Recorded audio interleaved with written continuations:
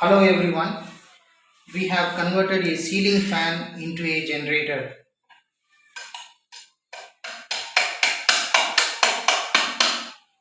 As you can see, the light glows and it's not connected to any power supply. Basically, we have replaced the ceiling fan rotor with permanent magnet.